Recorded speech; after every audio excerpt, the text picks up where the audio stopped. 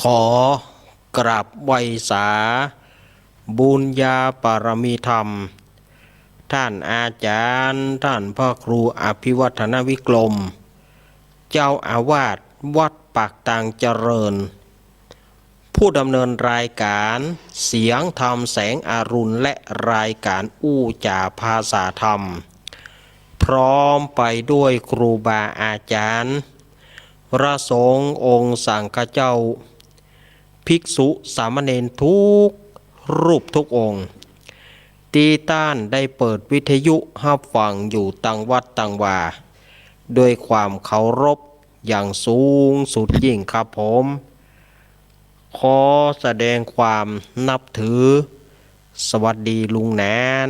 แล้วก็ขอสวัสดีเจเจผู้ควบคุมเสียง ผมก็สวัสดีก้อยเสนียงนั้นนักนะครับผมก็สวัสดีต้นลุงนอนคนลูกหล่อเนาะพร้อมกันนี้อาตมาภาพขอเจริญปอนอย่างคณะสัตยาติโยมศรัทธาสาธุชนคนดีเฮาทุกท่านมาแล้วเนอมาแล้วเนอมาปะกันในรายการธรรมะเพื่อชุมชนตั้งสถานีวิทยุแห่งนี้อันมีสถานีวิทยุ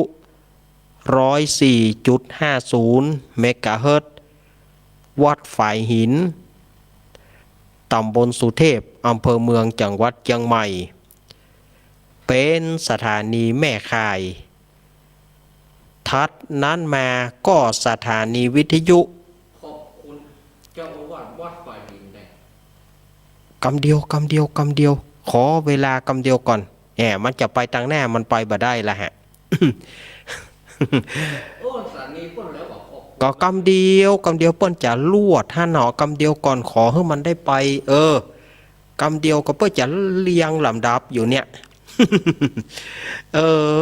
เจเนาะมันกำลังจะไปได้ฉลุยเลยสถานีวิทยุวัดฝายหินแล้วก็สถานีวิทยุวัดพระบาทอุดมน้ำบ่อสาวาอำเภอฝาง100.25แล้วก็สถานีวิทยุคลื่น98ธรรมะของชุมชนห้วยตองสักเรดิโอวัดห้วยตองสักตำบลห่วงเปาอำเภอจอมตองจังหวัดเชียงใหม่สถานีวิทยุมนเสียงธรรมอำเภอแม่แจ่มสถานีวิทยุ89.50บ้านทุ่งเรดิโอของป่ออุดมแม่เทียมวันและสถานีวิทยุแถมหลายสถานีวิทยุบอกว่าจะเป็นสถานีวิทยุเวียงป่าเป้าสถานีวิทยุดอยหมอกเรดิโอสถานีวิทยุแม่ขจานโมเดิร์นเรดิโอแล้วก็หลายสถานีที่เปิดรับสัญญาณก็ขออนุโมทนาขอบคุณผู้อำนวยการทุกสถานีและเจ้าหน้าที่ทุกสถานีที่เปิ้นได้เอื้อเฟื้อถวายเวลาแด่เก้ากับผมได้จัดรายการลิงก์สัญญาณไปสู่สถานีสู่วิทยุของทุกท่าน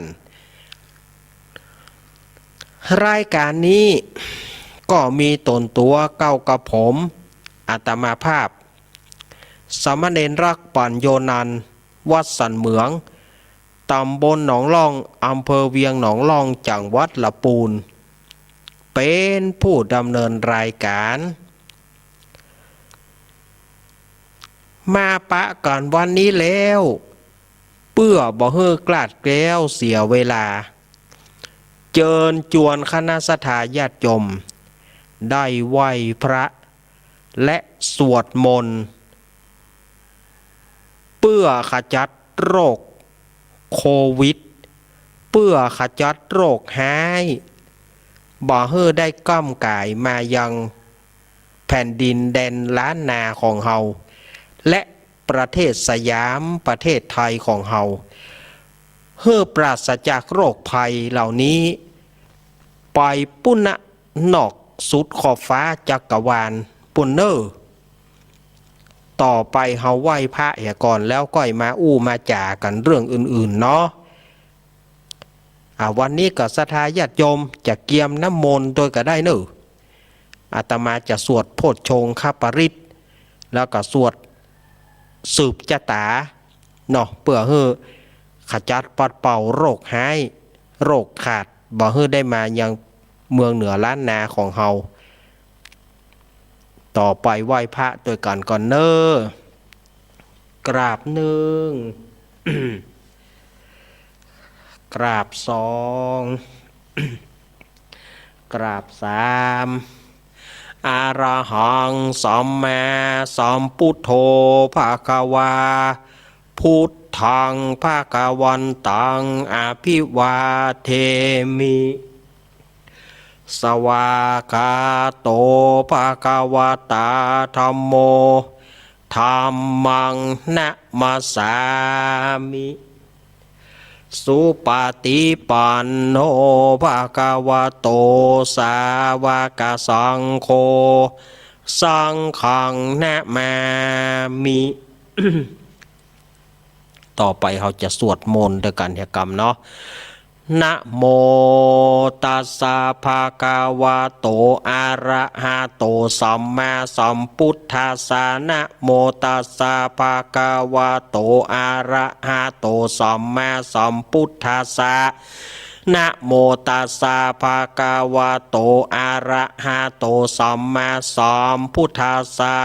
พุทธังสารนังกัจฉามิธัมมังสารนังกัจฉามิสังฆังสารนังกัจฉามิทุติ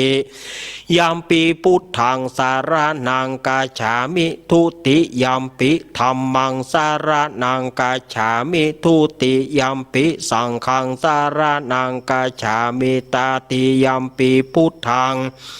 สารนังกัจฉามิตาติยัมปิธัมมังสารนังกัจฉามิตาติยัมปิสังฆังสารนังกัจฉามิ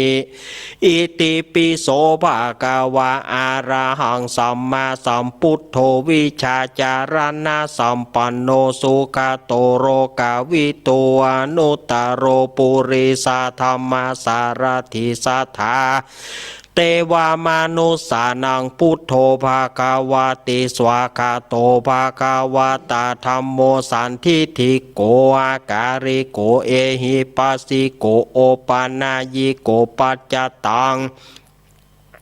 เวทิตาโพวินโยหิติสุปฏิปันโนภะคะวะโตสาวกสังโฆอุชุปฏิปันโนภะคะวะโตสาวกสังโฆ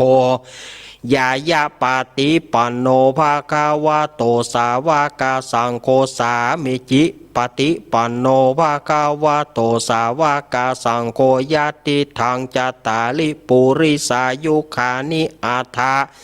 ปุริสาปุงกาลาเอสาภะคะวะโตสาวกสังโฆอาหุนายโยปาหุนายโยทักขินายโยอัญชาริการนิโยอนุตตรังบุญญาเกตังโรกัสสาติโพชังโคสติสังกาโตธรรมานังวิจโยตถาวิริยัมปิติปัสสาธิโพชังคาจัตถาปเรสมาทุเปคาโพชังคาสเตเตสัพพทัสสินามุนินาสมาทากาตาภาวิตาภาหุริกาตาสังวัตติอาภิญญายานิปานายาจาโพธิยาเอเตนะสัจจวาเชนะโสทิเตโหนตุสัพพทาเอกัสสมิงสามาเยนะโถโมกาลานันจักกัสสปังคิลันเนทุกิเตทิสวาโพชังเคสตะเทสยิเตจะตังอาปินันติตัวโรกามุจิงสุตังคาเนเอเตนะสัจจวาเชนะโสทิเตโหนตุสัพพทาเอกาถาธรรมราชาปิเครันเยนาพิปิลิโตจุนทัตเทเรนาตันเยวะพนาเปตวานาสาทารังสัมโมทิตวาจะอาพาธาตัมหาวุธาสิธานาโสเอเตนะสัจจวะเชนะโสทิเตโหนตุสัพพทา ไปนาเตจะอาพาตาตินานามหิมาเหสีนังมาคาหาตะกิเลสวะปตานุปติธรรมาตังเอเตนะสัจจวะเจนะโสทิเตหนตุสัพพตายันตุนิมิตังอวะมังการัญจะโยจามานาโปสกุณัสสะโทปาปะกะโหโทสุปินังอาการตังพุทธานุภาเวนะวินันสมินตุยันตุนิมิตังอวะมังการัญจะโยจามานาโปสกุณัสสะโทปาปะกะโหโทสุปินังอาการตังธรรมานุภาเวนะวินันสมินตุยันตุนิมิตังอวะมังการัญจะโยจามานาโปสกุณัสสะโทปาปะกะโหโทสุปินังอาการตังสังขานุภาเวนะวินาสมินตุ อัตถิอุณหาสวิจโยธรรมโมโลเกอนุตตโรสัพพสัตตาหิตถายะตังตองกันหาหิเทวเตปริวะเชราชาทันเทอมานุเสหิปวะเกภายะเกนาเควิเสปุเตอากาลมารเนนะจัสสปสมามารณามุโตทะเปตัวการามริตังตาเสวะอนุภาเวนะโหตุเตโวสุกิสัทธาสุทัสสีลัง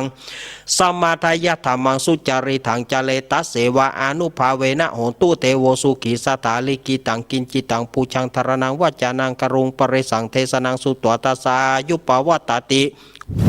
สักกะตัวพุทธารตานังโอสถังโอตามาวรังหิตังเทวมนุสานังบุดเตเจนะโสตินานาสันตุปัตวาสเปตุขาอุปสมินตุเตสักกะตัวธรรมารตานังโอสถังโอตามาวรังปริราหุปสมานามเตเจนะโสตินานาสันตุปัตวาสเพพยาอุปสมินตุเตสักกะตัวสังขารตานาโอสถาโอตามาวรังอาหุนายังปะหุนายังสังฆเตเจนะโสตินานาสันตุปัตวาสเปโรกาอุปสมินตุเต อินทชาตาเทวชาตาพรหมชาตามหาพรหมชาตาอิสีชาตามหาอิสีชาตามุนีชาตามหามุนีชาตาปุริสชาตามหาปุริสชาตาจักรวติชาตามหาจักรวติชาตาพุทธชาตาปัญเจกพุทธชาตาอรหันตชาตาสัพพสิทธิวิชาธานังชาตาสัพพโรกาจาริยานังชาตาสัพพโรกาทิปติยานังชาตาเอเตนะสัจวะเชนะตุยหังสุวัติหนตุตุยหังสวหายนะโมพุทธัสสะนะโมธัมมัสสะนะโมสังฆัสสะไสยทิทังหูรูสวหายอินทชาตาเทวชาตาพรหมชาตามหาพรหมชาตาอิสีชาตามหาอิสีชาตามุนีชาตามหามุนีชาตาปุริสชาตามหาปุริสชาตาจักรวติชาตามหาจักรวติชาตาพุทธชาตาปัจเจกพุทธชาตาอรหันตชาตาสัพพสิทธิวิชาธานังชาตาสัพพโรกัจจาริยานังชาตาสัพพโรกัทิปติยานังชาตาเอเตนะสัจวะเชนะตุยหังสุวัติหนตุตุยหังสวหายนะโมพุทธัสสะนะโมธัมมัสสะนะโมสังฆัสสะไสยทิทังหูรูสวหายะอินทชาตาเทวชาตาพรหมชาตามหาพรหมชาตาอิสีชาตามหาอิสีชาตามุนีชาตามหามุนีชาตาปุริสชาตามหาปุริสชาตาจักรวติชาตามหาจักรวติชาตาพุทธชาตาปัจเจกพุทธชาตาอรหันตชาตาสัพพสิทธิวิชาธารนังชาตาสัพพโรกัจจาริยานังชาตาสัพพโรกัทิปติยานังชาตาเอเตนะสัจวะเชนะตุยหังสุวัติหนตุตุยหังสวหายนะโมพุทธัสสะนะโมธัมมัสสะนะโมสังฆัสสะไสยทิทังหูรูสวหายอิมาสมิงมงคลจักรวาลทั้ง8ทิศประสิทธิจงมาเป็นกำแพงเกี่ยวทั้ง7จานมาป้องกันของเรากับตัวอนัตตาราชเสมานาเกเตสมันตาสตโยจนะสัสตาสหัสนิพุทธชาระปริเกเตธรรมชาระปริเกเตปัญเจกพุทธชาระปริเกเตสังฆชาระปริเกเตรักขันตุสุรขันตุพุทโธมังกลสัมพุโตสัมพุโตทิปัทุตโมพุทธมังกละมากามาสัพทุขาปมุญเจเลธรรมโมมังกลสัมพุโตคัมปิโลทุทโสอนุงธรรมมังกละมากามาสัพพยาปมุญเจเลสังโฆมังกลสัมพุโตนวราถกินโยอนุตตโรสังฆมังกละมากามาสัพพโรกาปมุญเจเลภวตุสัพพมังการากันตุสัพพเทวตาสัพพพุทธานุภาเวนัสทาโสถิงภวันตุเตภวตุสัพพมังการากันตุสัพพเทวตาสัพพธรรมานุภาเวนัสทาโสถิงภวันตุเตภวตุสัพพมังการากันตุสัพพเทวตาสัพพสังฆานุภาเวนัสทาโสถิภวันตุเตกราบหนึ่ง กราบสองกราบสามเอาแล้วได้ไหวพระสวดพุทธคุณธรรมคุณสังฆคุณสวดโพชฌงคปริตสวดคาถาต่ออายุ ลวดสืบชะตายันตูนพุทโธมังกละเป็นที่เรียบร้อยแล้วความสบายใจความสุขกายสุขใจความปราศจากโรคภัยไข้เจ็บอย่าได้มาสู่แผ่นดินร้านนาอย่าได้มาสู่สันฐานะที่นี่จงไปไกลๆสุดขอบจักรวาลปุณเนอร์ อาตมาได้นำไหว้พระสวดมนต์เป็นที่เรียบร้อยท่ามกลางบรรยากาศที่หนาวแสนจะหนาวศรัทธาญาติโยมก่ออนุโมทนาขอบใจศรัทธาญาติโยมที่ได้เฝ้าเป็นห่วงหาโทรถามท่านอาจารย์อากาศมันหนาวนะท่านอาจารย์จะไปก็จะไปจัดก็หนาวก็ต้องหนาวก็ต้องมาฮ้อนก็ต้องมาฝนตกก็ต้องมายกเว้นอย่าฟ้าขะแหลม ยกเว้นอย่าฟ้าขะแหลมอันนั้นนี่ตึงนักแก่พ่องถึงมาท่านบิ๊กบอสก็ตึงบอกเฮ้ยจัดเป็นฟ้าเป็นฝนจะมาเนี่ยยังถ้ามันเป็นฟ้าขะแหลมแบมนะก็เฮาก็ไปได้มา แต่ว่าท่ามกลางบรรยากาศมันจะหนาวสุดหนาวมันจะฮ้อนสุดฮ้อนถ้าเปิ้นบ่ล็อกดาวน์ถ้าเปิ้นบ่ฮึดติดเคอร์ฟิวก็จะมาปะกับศรัทธาญาติโยมอยู่หากว่าศรัทธาญาติโยมบางพ่องก็หนาวเหมือนจะตายถ้าอาจารย์มันหนาวนะก็ขอบใจศรัทธาญาติโยมอาตมาก็รู้ว่ามันหนาวแต่มันก็เป็นด้วยภาระหน้าที่ถ้าเฮาบ่มาศรัทธาญาติโยมก็จะถามหาลองว่าเฮาบ่มาวันนี้รับรองว่าสายโทรศัพท์ไม่แน่ศรัทธาญาติโยมว่ายิ่งวัดฝ่ายหินเปิ้นฮับมา2 สัปดาห์นี้2 อังคารนี้เปิ้นก็หาฮับเฮามา2 อังคารศรัทธาญาติโยมตังในเวียงเชียงใหม่ศรัทธาญาติโยมหางดงกาอย่างกาเปิ้นก็จะโทรถามละอาจารย์ไปไหนส่วนมากจะบอกว่าหรอว่าท่านอาจารย์ไปที่ไหนฮะส่วนมากเลงว่าเฮาบ่สบายปุ่น ถ้าวันนี้สมมติว่าอาตมาบ่ได้มาจัดเนี่ยเมื่อคืนนี้ตึงคืนไปหวังจะได้หลับเตอะศรัทธาญาติโยมศรัทธาญาติโยมจะโทรหากันบ่เหือดบ่ขาดเป็นอย่างไรท่านอาจารย์บ่สบายก็สะพ้องไห้ซอเฮาอึกศรัทธาญาติโยมสะพ้องไห้ซอเฮาอึกเขาถามว่าไห้หยัง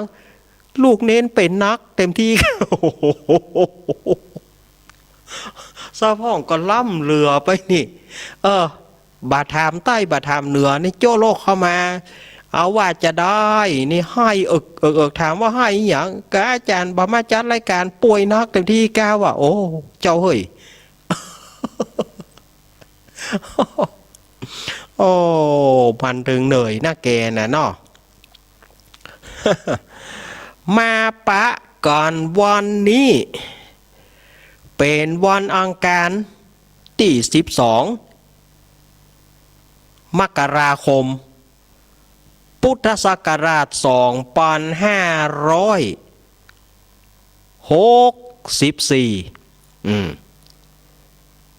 เดือน4เหนือเดือนยี่ใต้แฮมมานี่14 ค่ำวันพุกนี้เป็นวันพระวันศีลเจิญจวนคณะศรัทธาญาติโยมไปใส่บาตรญาติปกวัดไผ่วัดมานวันพุกนี้นะบางพ่องก็ศีลยามแรงท่านอาจารย์ศีลยามแรงละตุพระจะชานในอย่างเนี่ยวัดจังห่างก็เพราะอย่างเงี้ยศรัทธาญาติโยมศีลยามแรงไปอย่างเงี้ยแล้วตู้เจ้าพระนายจะชานในอย่างเนาะศรัทธาญาติโยมบางทีพระเนนตุพระสลอนเนี่ยศรัทธาจะมาใส่บาตรญาติปกบ่มีไผมาแล้วเปิ้นจะเอาอย่างฉันเนาะ เฮาก็ต้องหันใจตุพระ หานใจพระเนนพ่องจะไปละไปลืมกันแล้วไปวันพระวันศีลก็มาญาติโยมจะมาแค่ส่งเข้าก็ยังดีมาเอาปอนกับตุกับพระก็ยังดีรู้เฮาบ่ทำพิธีอย่างก็ได้รู้เอาเข้าไปเฮือตุพระตุเจ้าพระเนนป่อนปอนเฮือก็ยังดีบางที่บางแห่งละกันล้ำไปบางที่บางแห่งละกันพอวันศีลกลางภาษานี่มานักพอวันศีลหน้าแรงนี่ปดโทเมียดักวิทดักบอยเตือกกับอินดูตุอินดูพระอินดูตุเจ้าพระเนนเนาะอันนี้ก็หันอกหันใจกันพ้องอินดูตุเจ้าพระเนนพ้องเนาะสถาญาติโยมเนาะอันนี้บ่ได้ว่าฮือไผนะแต่ว่าอาตมาอู้ในตามที่มันมีอย่างอีเอ็นดูตุพระบ่นับถือตุถือพระเฮือนับถือผ้าเหลืองบ่นับถือกองเฟืองขอเฮือนับถือเม็ดเข้ากำโบราณเปิ้นว่าอีสถาญาติโยม เปิ้นว่าอีนะเนี่ยสถาญาติโยมก็อินดูตุอินดูพระพองอินบางทีพระน้อยสลอนมีไผมาวัดสักโคนให้กองปูจาอยู่บังตีละกังอยู่กลางสินยามแรงบ่ไปละก็อินดูเปิ้นพ่องกะเพื่อจะชานยัง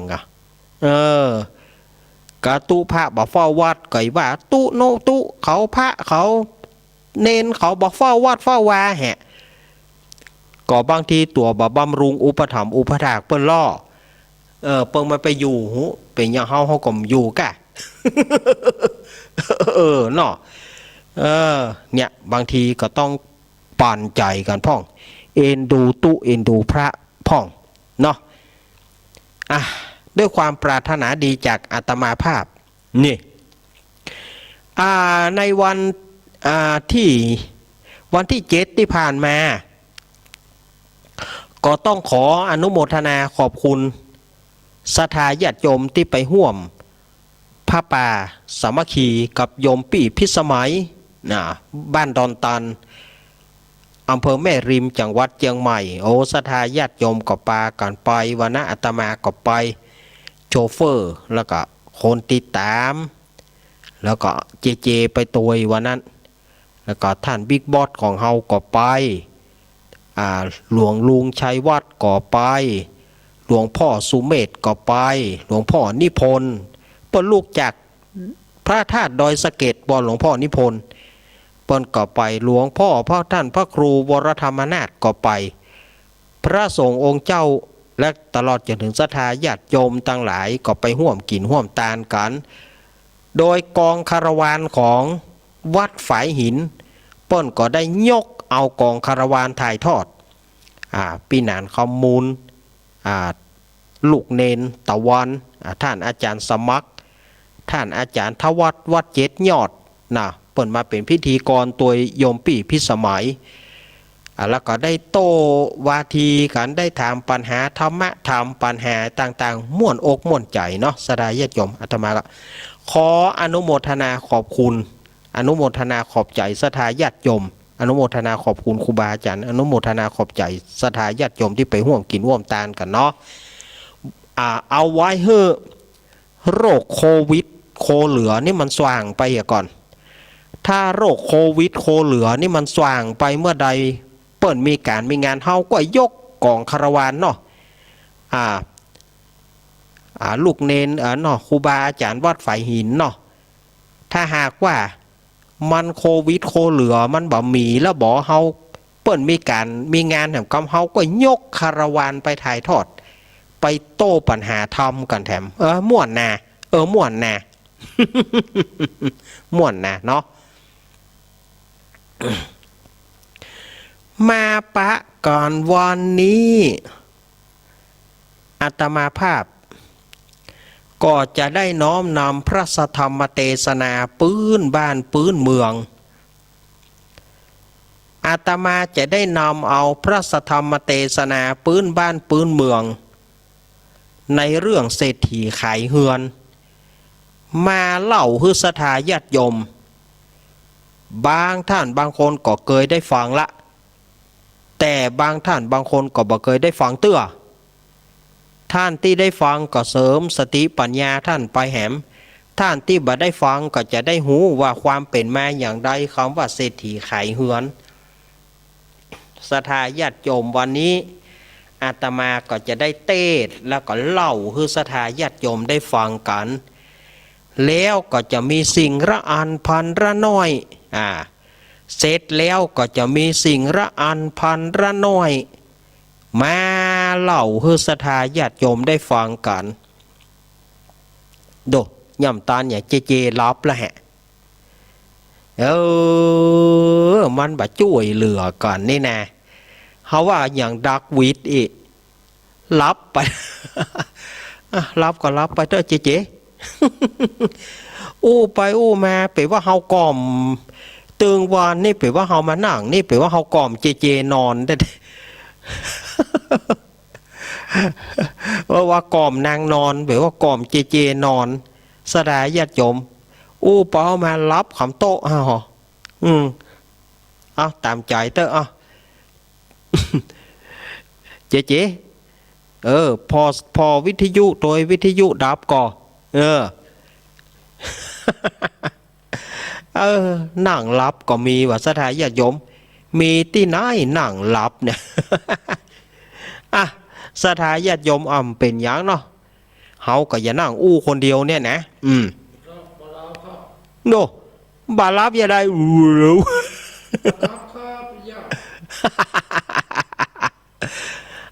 สถานญาติโยมต่อไปนี้เพื่อบ่ให้เป็นการเสียเวลาอาตมาจะยกจะน้อมนำพระสัทธรรมเทศนาปื้นเมืองมาเทศนาสถานญาติโยมเนอะเจ้าภาพหลักอย่างเป็นทางการเจ้าภาพหลักอย่างเป็นทางการก็ป่อสมศักดิ์แม่สีเพนขาวเตี้ย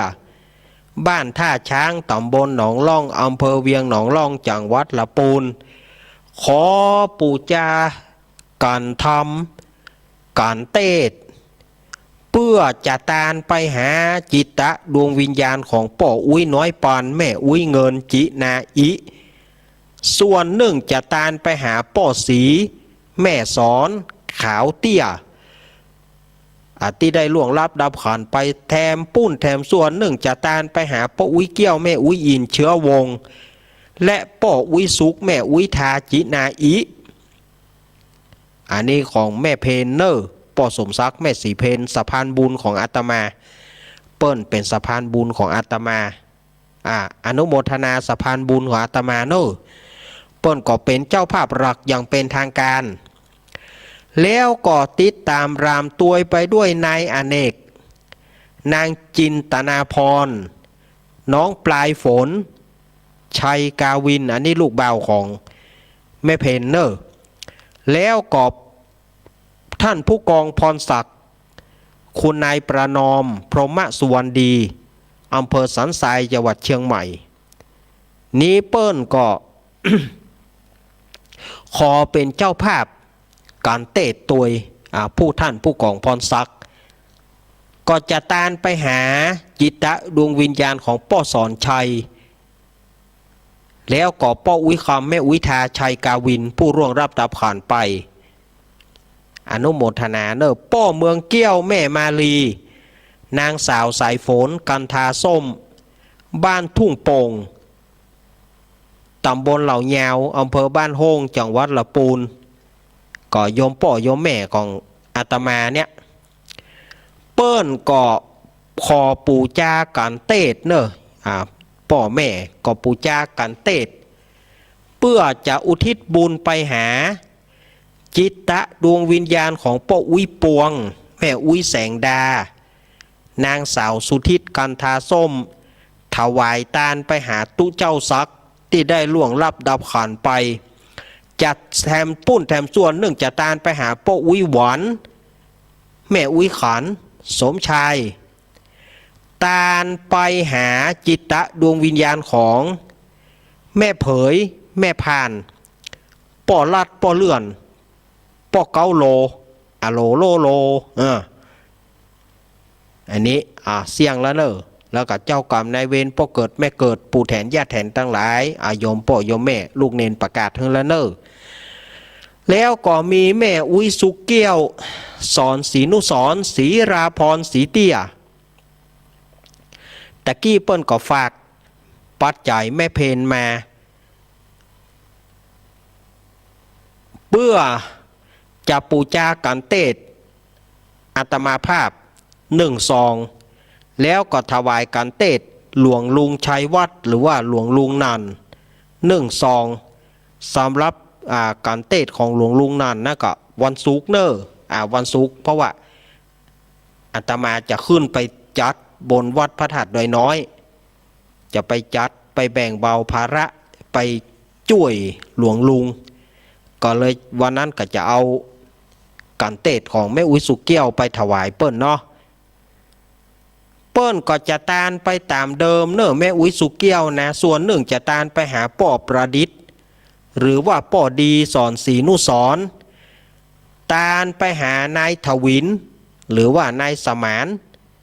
หรือว่าฮู้จักกันหมานเตี้ยนายสมานหรือว่านายถวินนางเพชรฟ้อนพยอมอันนี้แม่อุ้ยสุกเกี้ยวจะตานไปหาแล้วตานไปหาป่อบุญลบนายเซนนายพรศิลป์สอนศรีนุสรตานไปหาป่อกำนันปุดแม่หลวงขานสอนศรีนุสรตานไปหาแม่อุ้ยถาชัยกาวินและเจ้าติเจ้าดินแม่นางธรณีผีเปรตสัมภเวสีตั้งหลายแล้วก็ยังมีป้อเจิญแม่จันนวลกันทมุน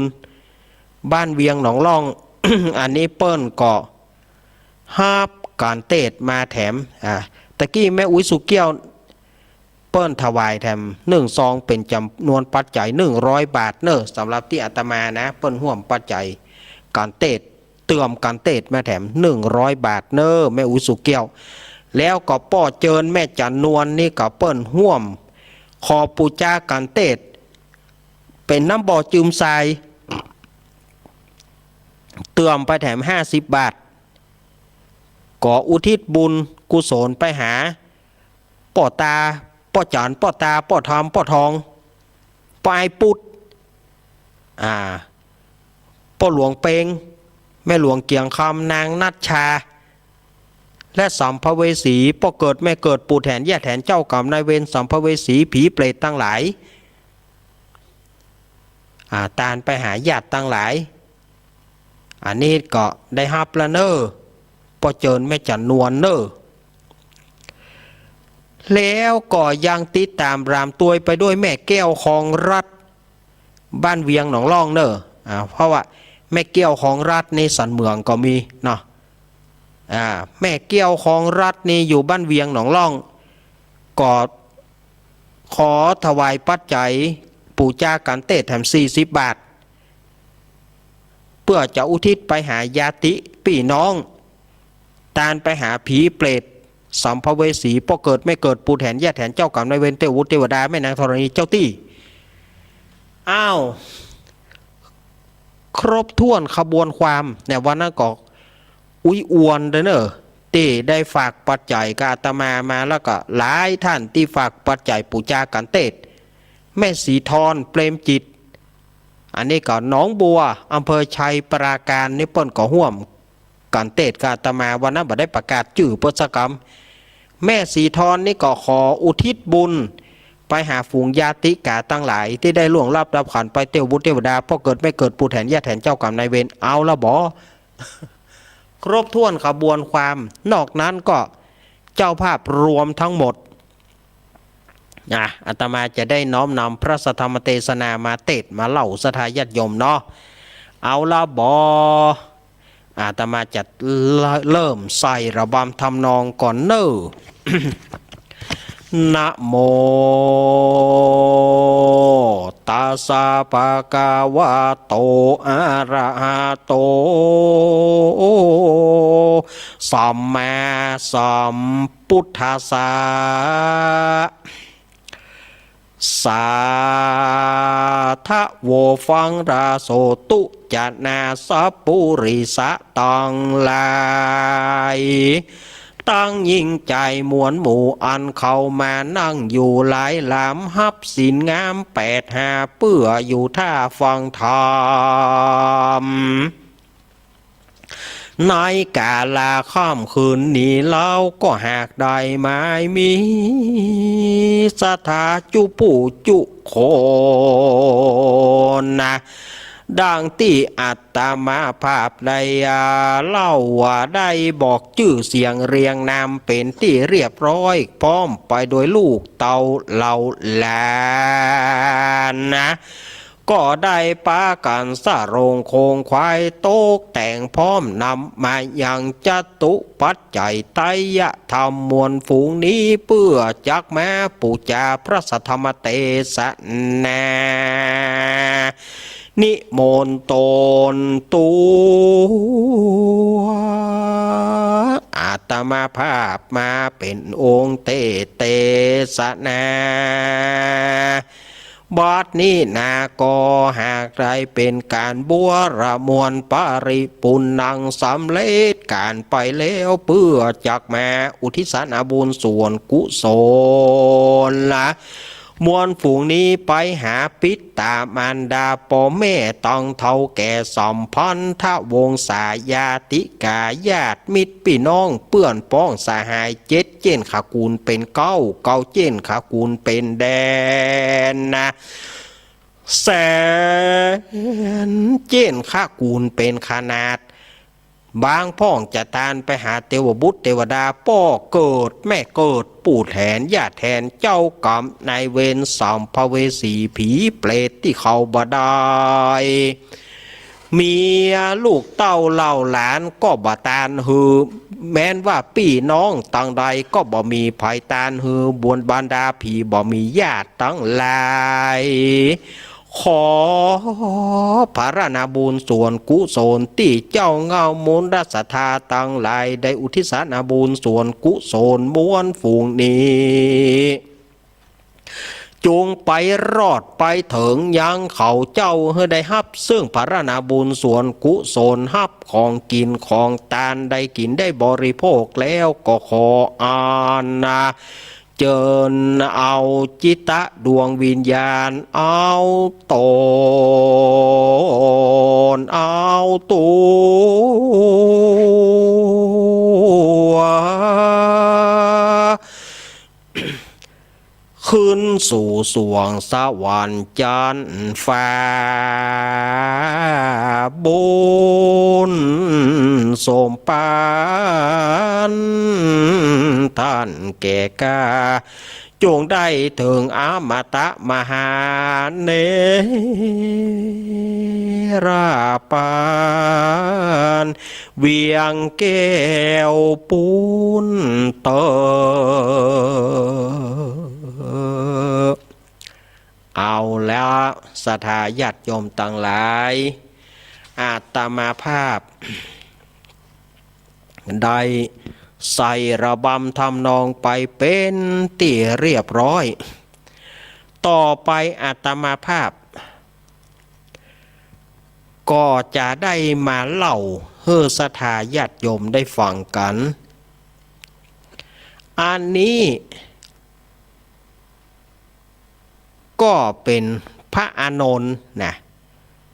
ทำเรื่องนี้พระอานนท์เปิ้นเป็นคนเล่าพระอานนท์เปิ้นเป็นคนเล่าให้บรรดาตุเจ้าตั้งหลายเพราะว่าพระอานนท์เนี่ยเป็นพหุสูตรเป็นสมองคอมพิวเตอร์เป็นคลังแห่งคอมพิวเตอร์พระพุทธเจ้าจะไปเทศน์ที่ไหนก็จ้างจะต้องมาเล่าให้พระอานนท์ฟังพระอานนท์จะจำไว้แล้วเอามาเล่าให้ว่าพระพุทธเจ้าเปิ้นไปเทศน์ที่ไหนแล้วเปิ้นเทศน์ว่าจะใดนี่ถ้าสมัยประเดี๋ยวนี้ก็บอกว่าคอมพิวเตอร์ก็คอมพิวเตอร์เตอะนะถ้าไปเจอพระอานนท์ในสมัยนั้นถือว่าพระอานนท์เนี่ยเก่งเนาะจะเป็น IT I2T I3T เนาะพระอานนท์นี่ถ้าจะไอหลายๆทีหน่อย เพราะว่าเปิ้นเป็นพหุสูตร เป็นสมองคอมพิวเตอร์พระอานนท์เก่งมากๆในสมัยนั้นพระอันในอย่างในเรื่องนี้ก็เหมือนกันพระอานนท์เปิ้นก็ได้อู้กับตู้เจ้าตั้งหลายว่าท่านตั้งหลายเฮ้ยอันนี้ผมได้ยินมาจากข้าอุบเกี้ยวของพระพุทธเจ้าในครั้งนั้นพระพุทธเจ้าเปิ้นประทับอยู่ที่พระวิหารเชตวันในเมืองสาวัตถีเปิ้นได้ปรารภถึงเศรษฐีสองผัวเมียมีเข้าของนักเข้าของหลาย80โกฏ80โกฏสถาญาติโยม1โกฏเท่ากับ10ล้าน10โกฏเท่ากับ100ล้าน80โกฏเป็นเท่าใด80โกฏก็แปลว่า800ล้านท่าศรัทธาญาติโยมอันนี้พระพุทธเจ้าเปิ้นว่านะเข้าของมีปูเศรษฐีเข้าของมี80โกฏแล้วก็เศรษฐีแถมคนหนึ่งก็มีเป็นเปื้อนเดียวเสียวหักกันเศรษฐีแถมครอบครัวหนึ่งนะครอบครัวหนึ่งมีลูกเป็นพ่อใจแล้วมีเศรษฐีแถมครอบครัวหนึ่งแถมตระกูลหนึ่งเป็นเปื้อนเดียวเสียวหักกันเศรษฐีคนนี้ก็มีเข้าของแถม80โกฏก็คือแถม800ล้าน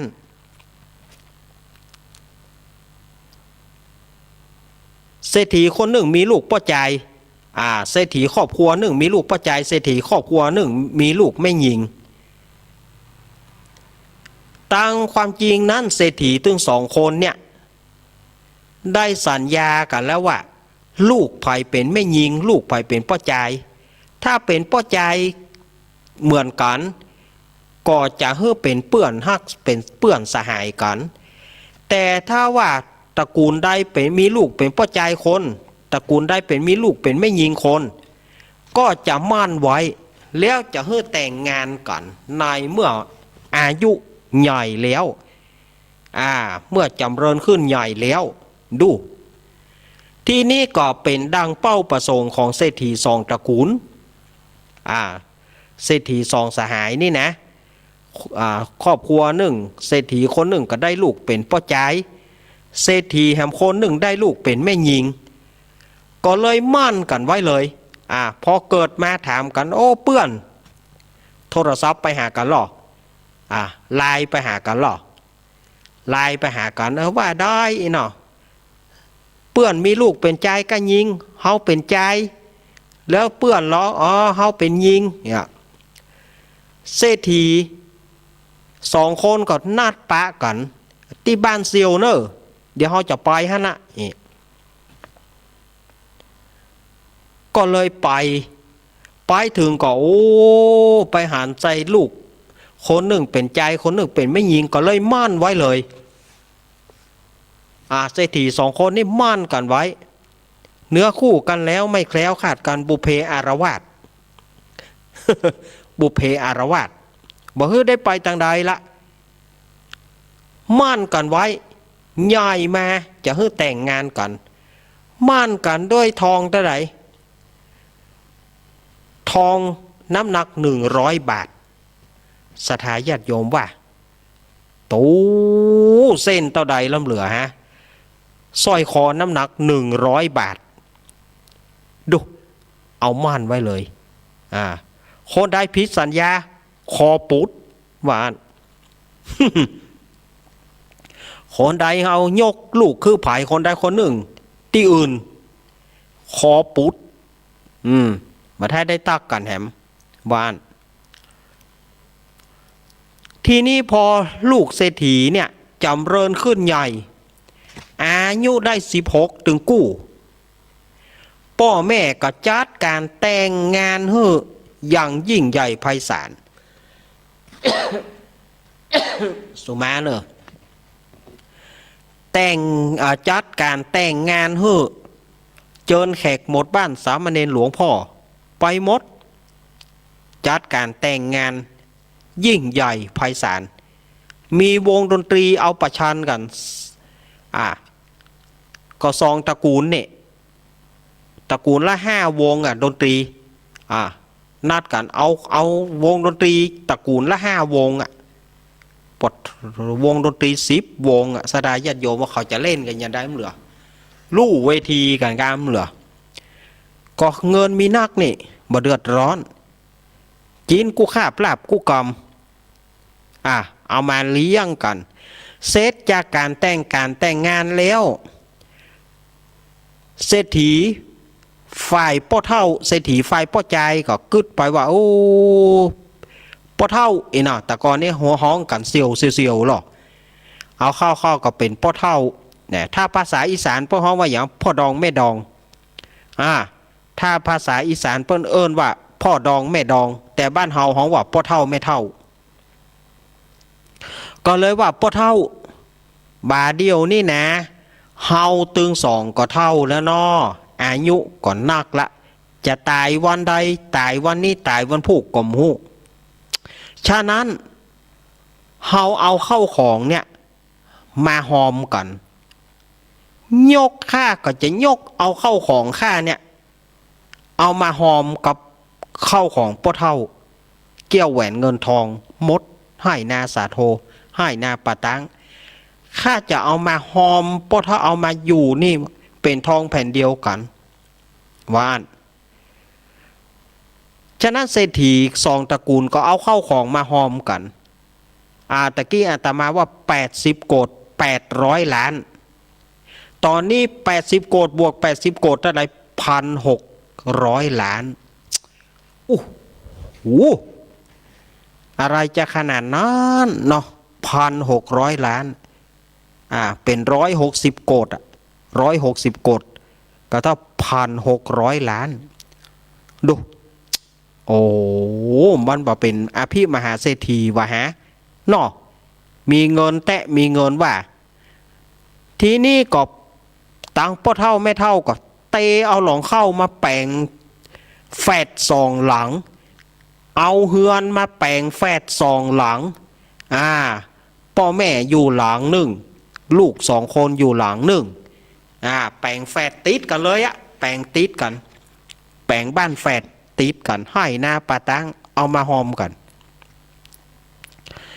อยู่ไปเมินเข้าเศรษฐีเศรษฐี4 เท่านี่นะ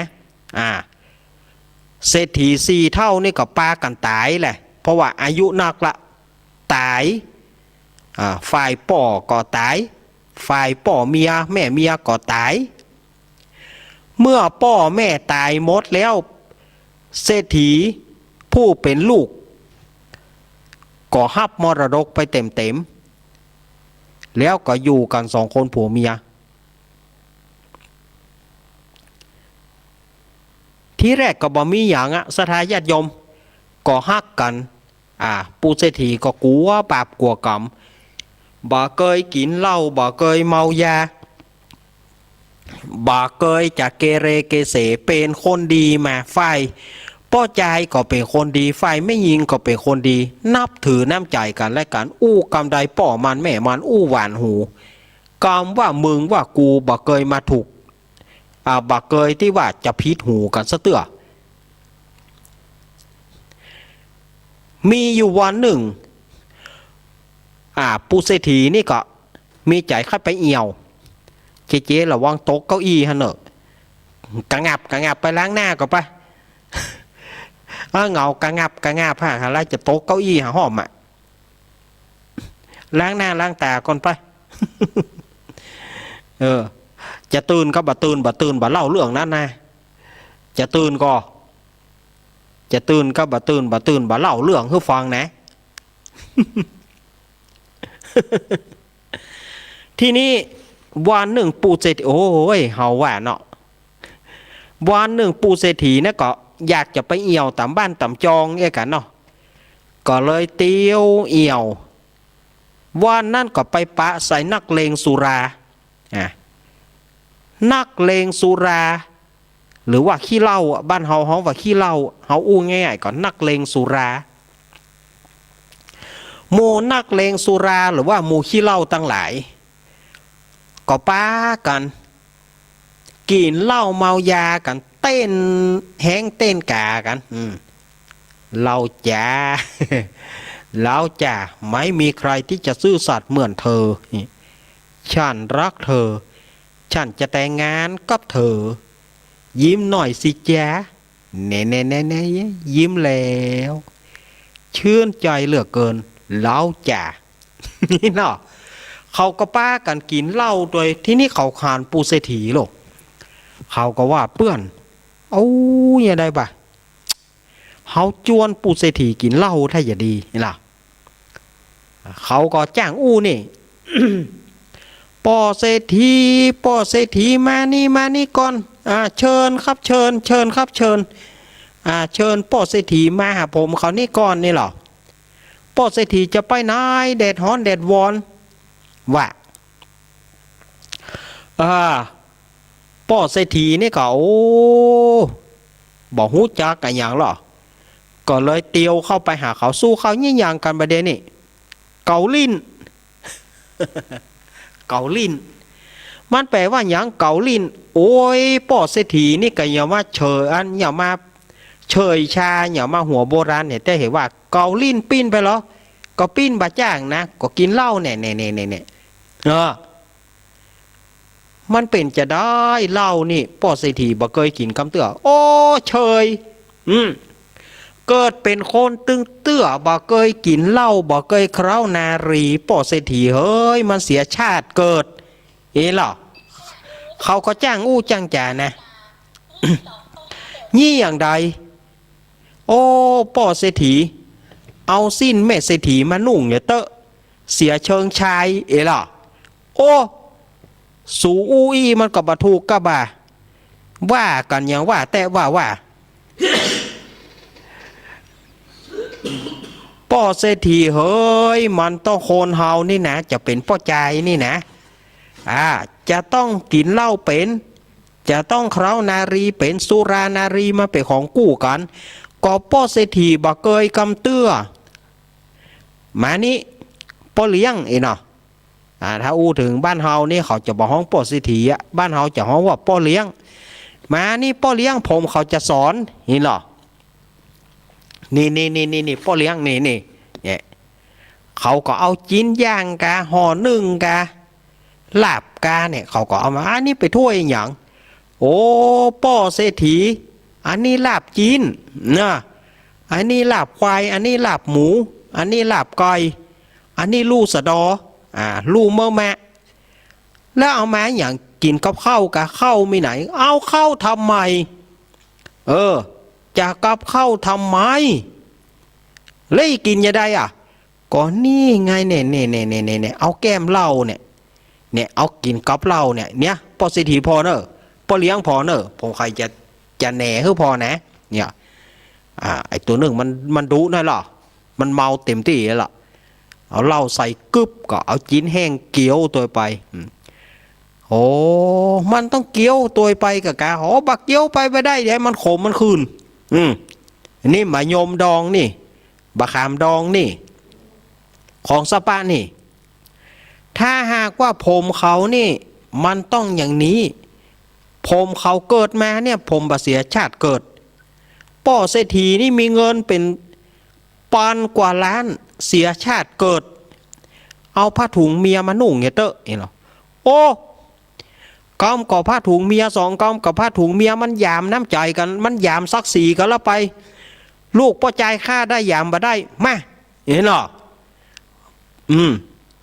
ป่อเศรษฐีก็ขอกินหน่อยเห็นหรอเขาก็จุกินยี่นะเนี่ยเอาป่อเศรษฐีเอากำน้อยเนาะเขาก็ทอกขึ้นน้อยพอกินเข้าไปก็เอาจีนกาเอาลาบกาอย่างก็เขาเฮือมาแก้มทีแรกเนี่ยทีแรกนี่เอาเข้ากินได้อยู่ลูกโอ้ป่อเศรษฐีนี่นะเอาเข้ากินไปเข้าติดใจแหละมีอยู่ก็เขาเก็บเราซ่อนเนี่ยมีละบ่มีละมีละวันพุกก้อยมาใหม่เขาอ้อยเหยื่อหรอความจริงเขามีละเขาก็อ้อยเหยื่อวันพุกป ปูเศรษฐีติดใจเหล้าแล้วเหรอติดใจเหล้ากับลาบติดใจเหล้ากับลู่เมื่อแม่แล้วเหรอผู้ก็เอามาแถมเหมาะจวนปูเศรษฐีปูเศรษฐีก็เริ่มเมาเหล้าล่ะอ้อแอเมาเหล้าแล้วบอกกลัวฟ้ากลัวดินแล้วเนี่ยสู่เขาลาบหมูลาบควายไปบ้านพ่อเลี้ยงบ่ะพ่อเลี้ยงจะลาบจ้างเลี้ยงหรอเถอะลาบเผียวจ้างบ่สถานญาติโยมเอาข้าวของหมูเฮ็ดเป็ดไก่บุ๊บกินตึงวัน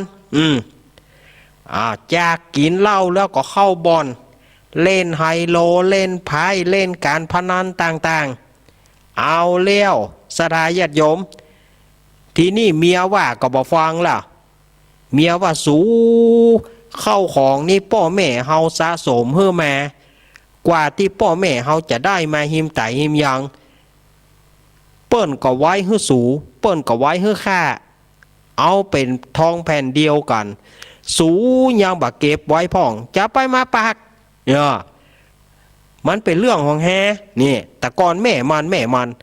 ตานหาเนี่ยสถานญาติโยมตานหาคือความอยากตานหาความฮักความหลงความมักเล่นทำให้คนตั้งหลายตาบอดบาหานอย่างปูเศรษฐีนี่เหมือนกันเป็นอย่างมาบังตาบังใจบาหานในอย่างละหานแกม่วนแกงานหานแกเล่ากับการพนันลูกว่าเมียว่าตึงบอกฟังเรื่องของแฮบ่ใช่เรื่องของมึง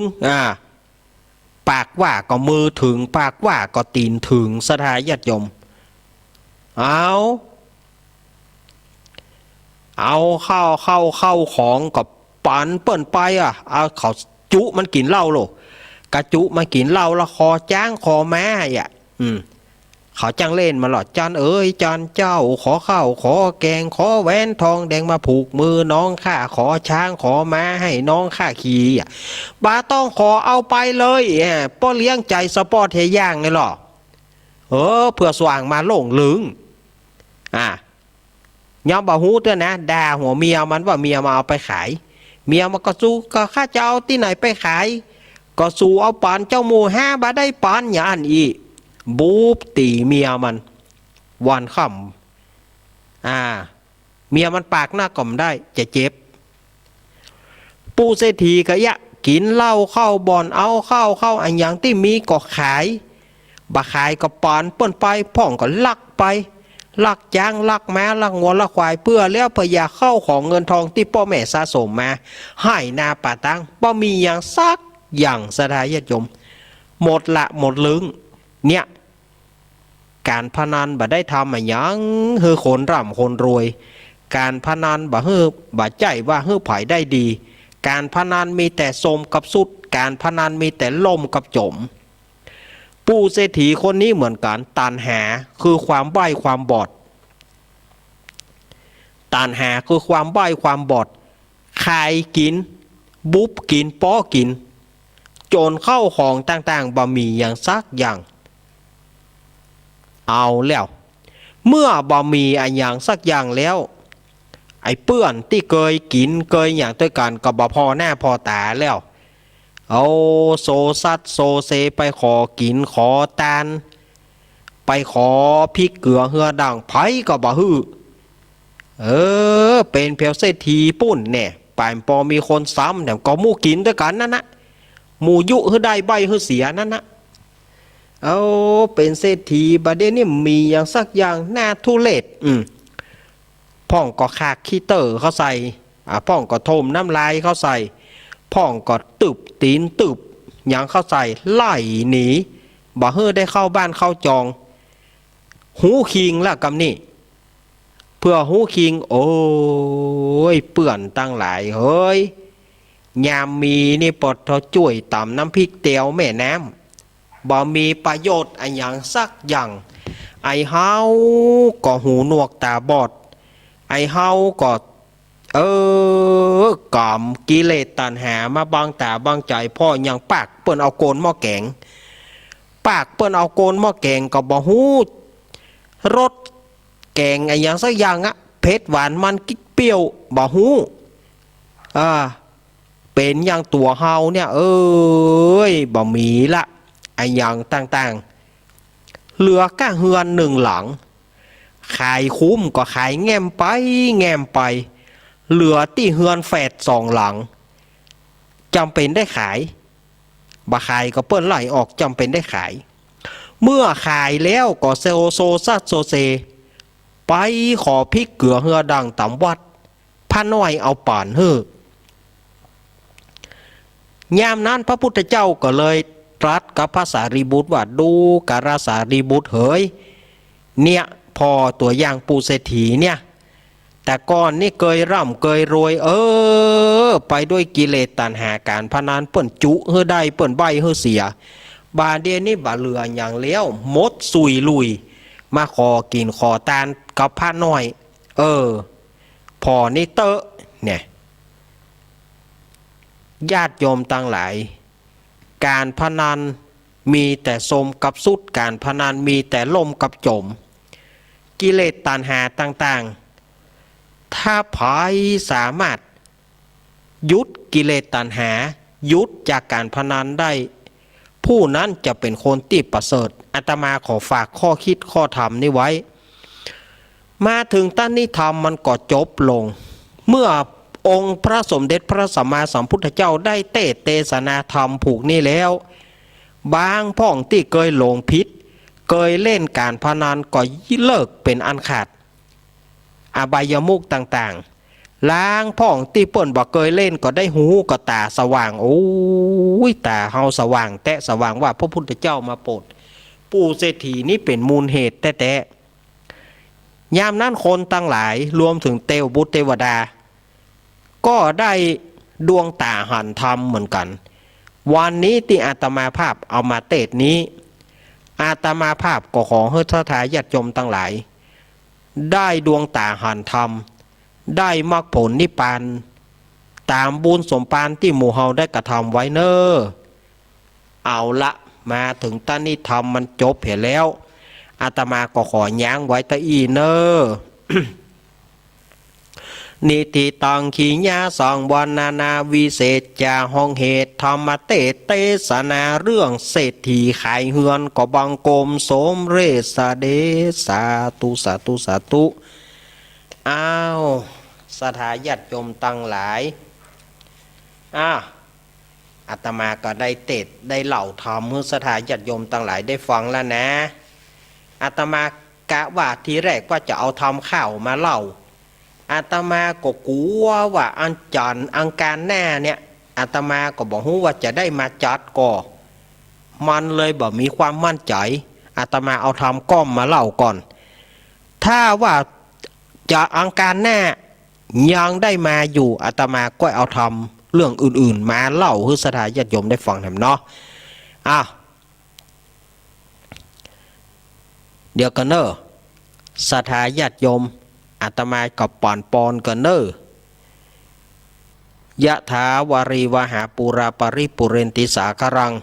เอวะเมวะอิโตทินังเปตานังอุปคปติอิชิตังปฏิตังตุมหังคิปะเมวะสมิสตุสัพเพปุเรนตุสังกปาจันโทปนารโสยะถามณีโชติอิระโสยะถาภวสัพปีติโยมิวัชันตุสัพพะโรโกวินัสตุมาเตภวตวันตรโยสุขีติกายุโกภวะพิวาตนาสีริสนิจาวุธาปัจจายโนจัตตารโรธรรมวัฏันติอายุวันโนสุขังพะลังอาตมาได้เทศนาธรรมเฮือละเนอ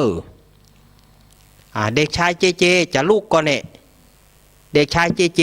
จะลูกก็หลับเจหลับไปแล้วบ่เล่าเตื้อเอาไว้วันอังคารหน้าก็เล่าให้ฟังวันนี้ว่าจะเล่าเจขอเรื่องเล่าวันนี้บ่เล่าละเจ้ามันหลับ สถาญาติโยมอาตมาจะเปิดสายแล้ววันนี้บ่ลืมโทรศัพท์เนอะวันศุกร์วันนั้นขายหน้าขายตาสถาญาติโยมวันศุกร์วันนั้นบ่ได้เอาโทรศัพท์ส่วนตัวบ่ได้เอาโทรศัพท์หน้าใหม่มาปัดโทเอาเบอร์สำรองเปิ้นก็บ่ฮู้จักเตื้ออาตมาจะวางสายแล้วเด้อลวดวางสายละอาตมาจะลวดวางสายแล้วนะสถาญาติโยมโทรมาได้เนอะ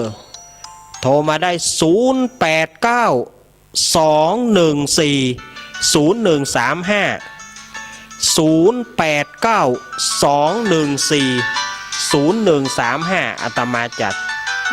รับสายเนอเจริญปอน ครับกระไว้สักครับลุงเนศ ป่อบุญธรรม ครับเป็นแล้วครับ เอ้าป่อบุญธรรมมาไปสายแรกวันนี้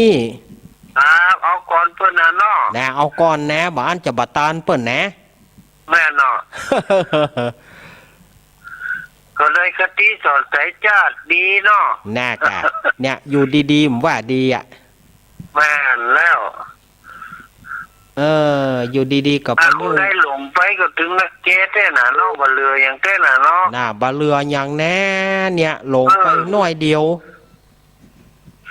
ตันหาคือความมืดบอดเนาะป่อบุญธรรม ค น่ะ รับครับ นั่นเนาะโอ้วันนี้หนาวเนอะ วันนี้หนาวเหลือถึงวันเนาะ โอ้วันนี้เน็ตเนอะปัดทะ ใส่บ้านน่ะหนาหน่อยเนอะ ครับ ขอบคุณป่อบุญธรรมเนอะ ครับครับ ขอบคุณป่อบุญธรรมนัก ครับผ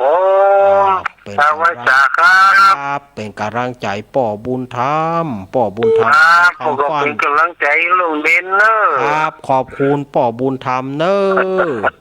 ครับป่อบุญธรรม สังคำฟันบ้านโป่งหนองอำเภอเวียงป่าเป้าจังหวัดเชียงรายสุมาป่อบุญธรรมวางสายให้จิมสุมาเตอะขอบคุณ0892140135โทรเข้ามาวันนั้นลืมโทรศัพท์สถาญาติโยมเหยจะเริญปอนลูกใหม่นั่งใหม่เอาติดหนูไล่หนูมาใหม่ไล่หนูจะเริญปอน ไม่แต่เจ้าไม่อุ้ยบ้านโฮงเนอะ แม่อุ้ยบ้านโฮง เจ้า หายไปไหนเมิน หายไปไหนเมิน วันนั้นฟังไปตึกที่เป็นเต้นกันที่โต๊ะอ่ะตรงนี้ก็ลูกไปหาแม่เพราะก็ดักไม่ให้อ่านเอาว่ะ หา นั่นน่ะเลยแบบได้ยินสักคำยกไปเลย ดักไปเหรอ เจ้า ฮ่า วันนี้โน้นม่วนเตะม่วนแหวะให้กำลังใจและเน้นเนอะ อ้าวขอบคุณ แม่อุ้ยสีพันธุ์ เจ้าให้กำลังใจเน้นจะแตะฟังม่วนเตะม่วนแหวะบนเล่านะพวกได้ความรู้ อ้าวขอบคุณ เจ้าวันการจะฟังหันเนอร์ ขอบคุณถ้าเปิ่นบาเคอร์ฟิวเหี่ยก่อนนะ เจ้า ถ้าเปิ่นบาเคอร์หนาวเนอะซูมผ้าห่มฮะเนอะ ว่าหนาว ครับ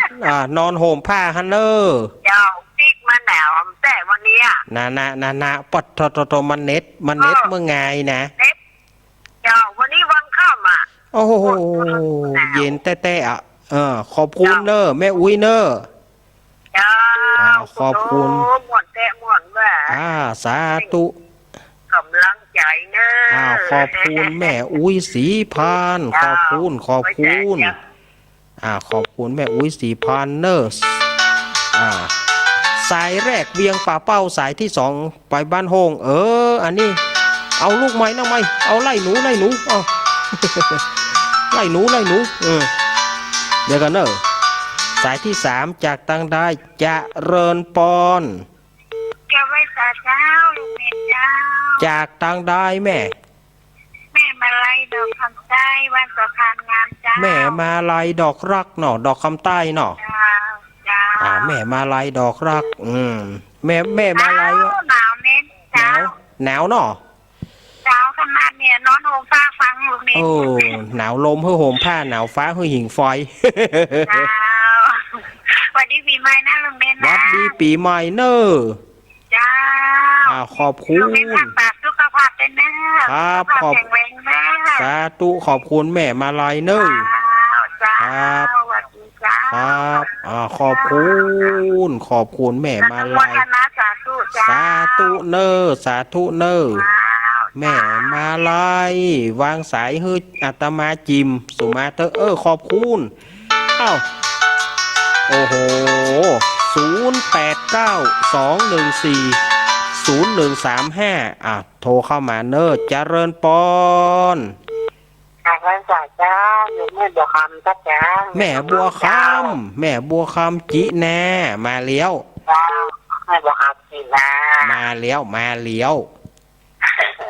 ชัดเจนเด้อฟังกับมันแต่บนวันนั้นเลยเนาะ ครับ ฟังหลังหมดแต่มันไหวโอ้เข้าใจดีเนาะ เข้าใจดีเนาะ เออ ดีละดีละ ประกาศให้กำลังใจจะเด้อเนอะ ครับขอบคุณแม่บัวคำเนอะ เจ้ากราบไหว้ศาลเจ้า ครับขอบคุณเนอะแม่บัวคำโอ้วันนี้สายใต้เฮาเริ่มกลืนมาเนอะสายใต้เฮานี่หลังจากที่หายไปนะ0892140135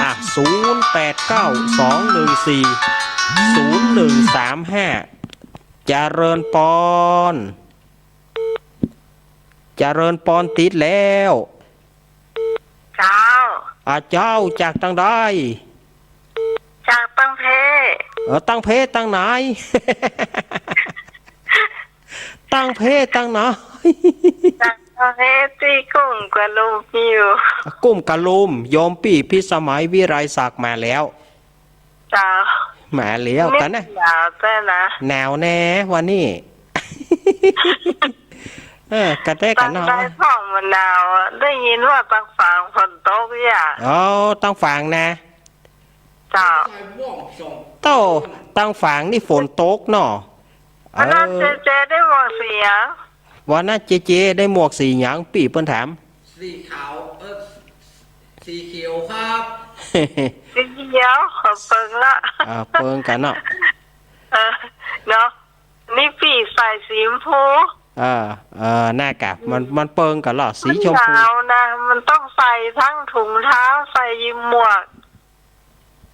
มา เนาะ ไว้ โอ้ วันนี้ บ่ไหว วันนี้ทั้งวันจะเหนื่อยหนาวนะ บ่ไหวแต่แน่มันหนาว แบบนี้ มันหนาว ต้องดูแลตัวเองนั่งๆเนาะ ใส่ม่วง ใส่เสื้อกันหนาวใส่ผ้าให้มันอุ่นๆแล้วก็ยิ่งคนอายุนักๆเนี่ย ต้องดูแลต่อเก่านักๆเนาะ ครับ เพราะว่าอากาศแบบนี้มันจะทำให้คนเป็นไข้ นะ จ้ะ มันเป็นไข้ธรรมดากับยาแควนนะมันปวดนั่นปวดนี่ จ้ะฝากไปทุกเสือทุกสายที่ฟังรายการของ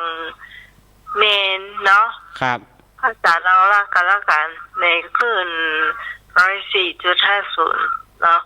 ฝากไปทุกคนที่ฟังรายการนี้ ดูแลตัวเองนะดาวนมัสการนะเจ้า ขอบคุณโยมปี่พิสมัยมาแล้วขอบคุณ สวัสดีน้องเจเจตัว ครับขอบคุณปีนับเลย เจ้า ขอบคุณครับโยมปี่พิสมัยมาแล้วนี่รายงานตัวเรียบร้อยจากบ้านโฮงเลาะเข้าพะเยาจากพะเยาเลาะขึ้นมาตาจางจากตาจางเลาะขึ้นมาแม่ริมจะเริญปอนเอาอย่าวอนกันนี่จะเริญปอน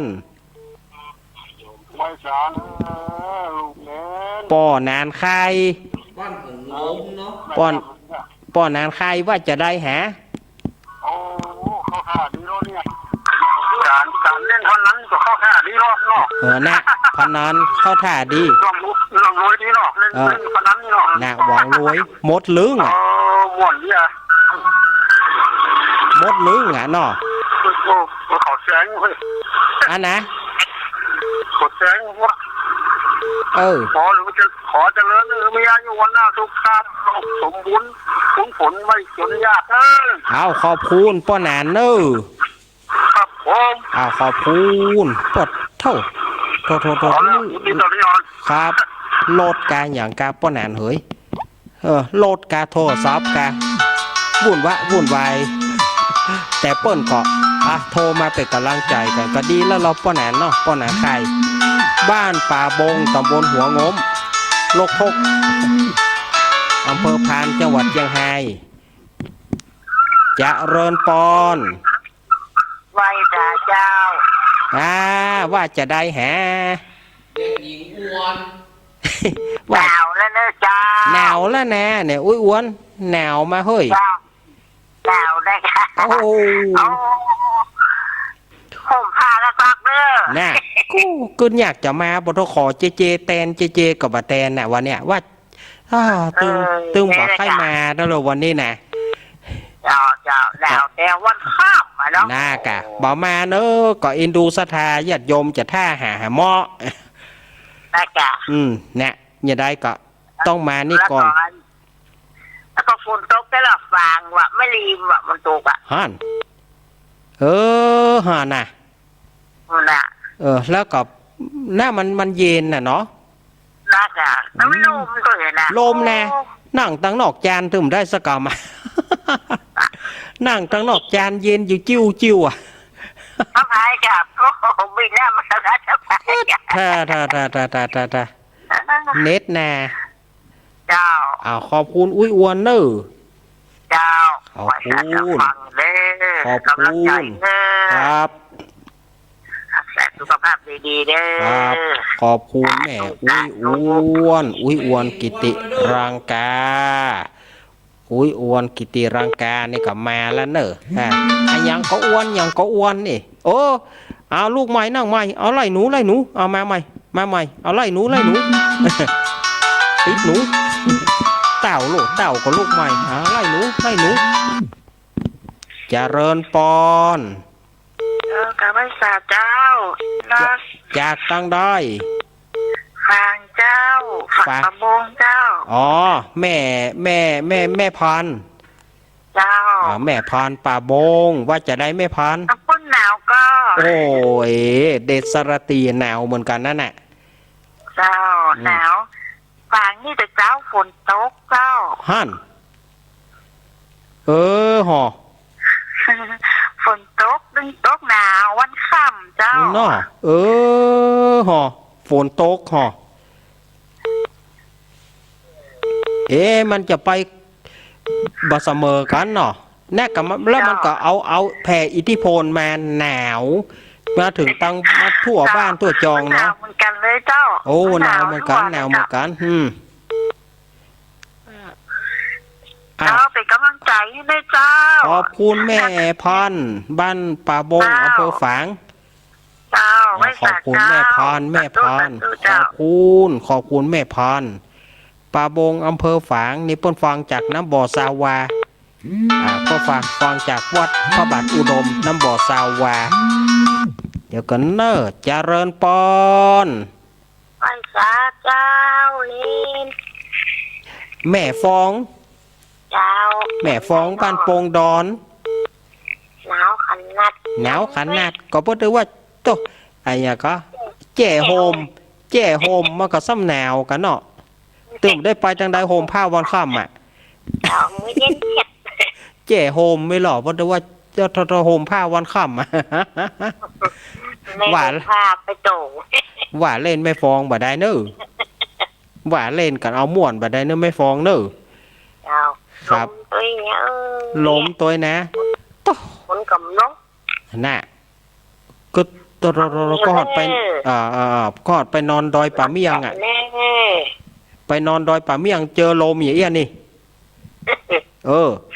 ไปเจอดอยป่าเมียงเอี้ยนี่ปัทลมอย่างเอี้ยหนังนอกจานตึมได้สกรรมแล้วแม่ไปคุณเล้านุ่ยหนาวเย็นอย่างเนี้ย อย่างเอี้ยเนาะขอบคุณแม่ฟองเนอะเจ้ากำลังใจเนอะขอบคุณแม่จันฟองแม่จันฟองแม่สายพินไปไหนครูบาสังฆะเนี่ยแม่สายพินมาก่อนเนี่ยครูบาสังฆะเมื่อคืนนี่จะเริญปอนไม่สาเจ้าแม่รุ่งแจ้งแสงทองจำได้จะดีเลยมันทั้งเสียงนี่มันใช่เสียงไผ่หรอ เสียงนี่ไผ่ตึงเฮียนได้หรอแม่รุ่งแจ้งแสงทองว่าจะได้หามันดีเนาะมันดีเนาะน่ะเนี่ยอันนี้แล้วก็ไปเล่นบัดใจนี่กันเนาะน่ะมีแล้วไปเล่นน่ะ เปิ้นจุหัวน่ะคนเฮาจุเปิ้นจุเฮอได้ใบเฮอเสียเนาะ เจ้าไปฟังกำปืนนะบ่ หมดลึงเข้าบะเหลียหยังชักอย่าง เจ้า เนาะ คนดีแล้วไปติคุณมาดีไปเหียบ่ น่ะนะเปิดถือว่าชั่ว7 ทีดี7 หน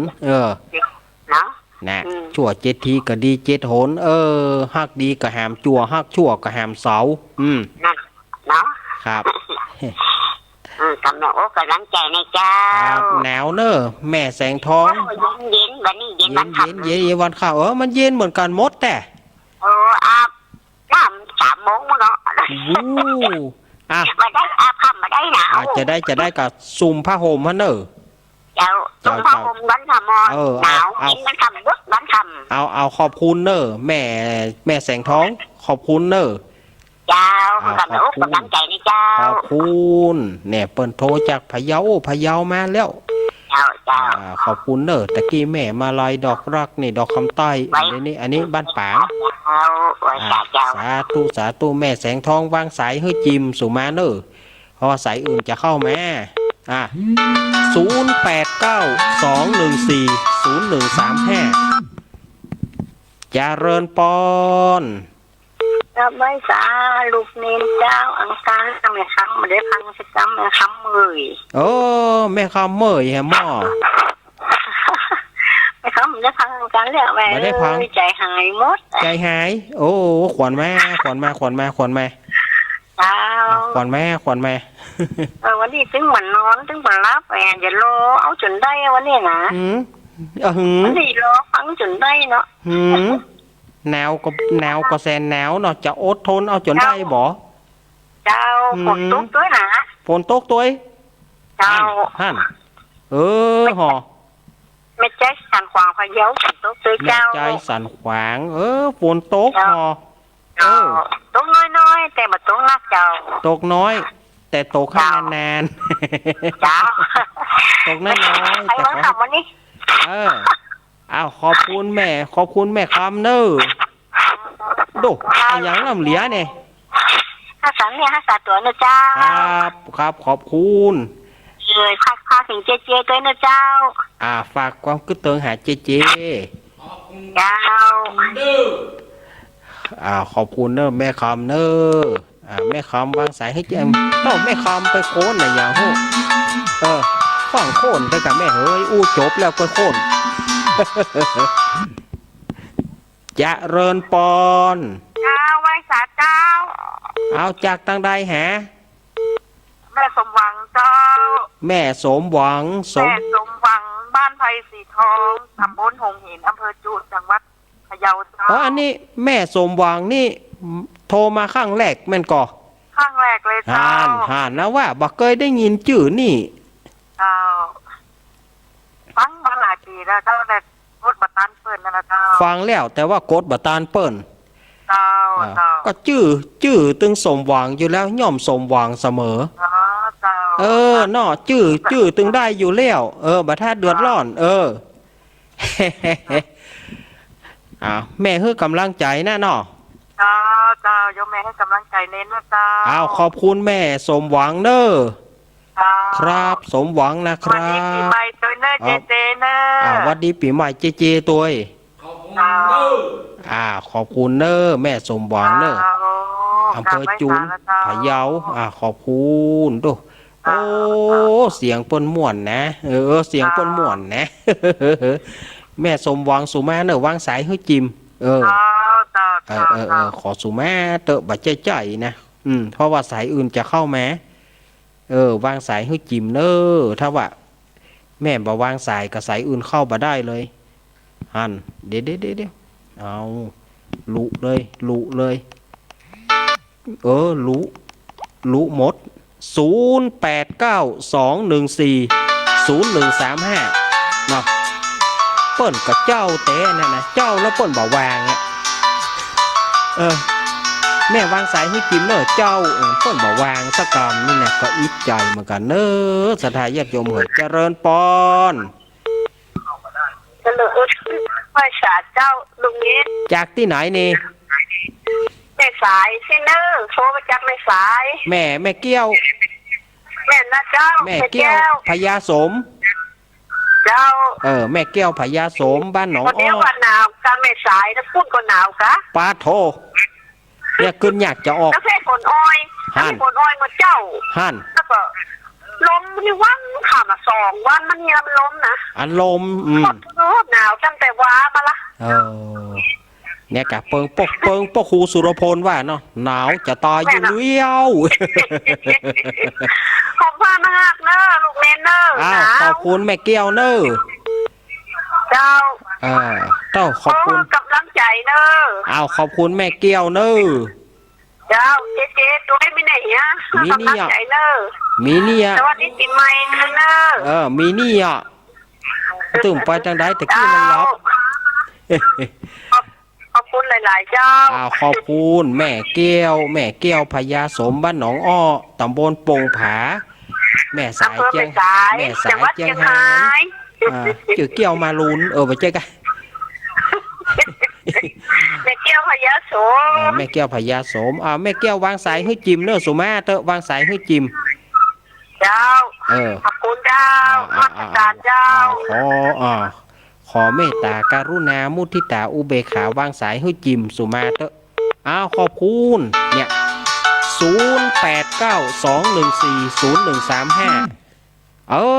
เต่าหำละมาติดหนูไล่หนู ไล่หนูเอาเจริญปอนจากตังดอยจากตังดอย เจ้าสวัสดีเจ้าลุงเลน จากไหนนี่ จากลำปางเจ้า ลำปางแม่หยางรายงานตัว แม่สุคนเจ้าภูสกุลเจ้า แม่สุคนเจ้าแม่สุคนบ้านหยางนี่บ้านหยางแม่ บ้านหนองยางเจ้า หนองยาง เจ้าอำเภอเมือง เจ้าจังหวัดลำปางเจ้า ลำปางแม่ว่าจะได้หาฟังได้เรื่องนี้หม่อนนี้ลูกเน้นพังได้ม่วนดี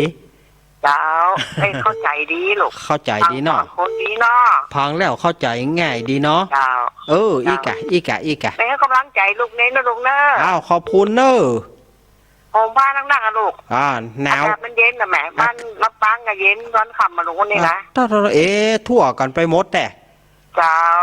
ขอบคุณนะแม่เนอะขอบคุณแม่สุคนเนอะครับกำลังใจลูกเน้นเนอะครับขอบคุณแม่สุคนอันนี้ก็นี่ก็สายสาธุนี่เปิ้นก็โทรครั้งแรกสดาญาติโยมเปิ้นโทรมา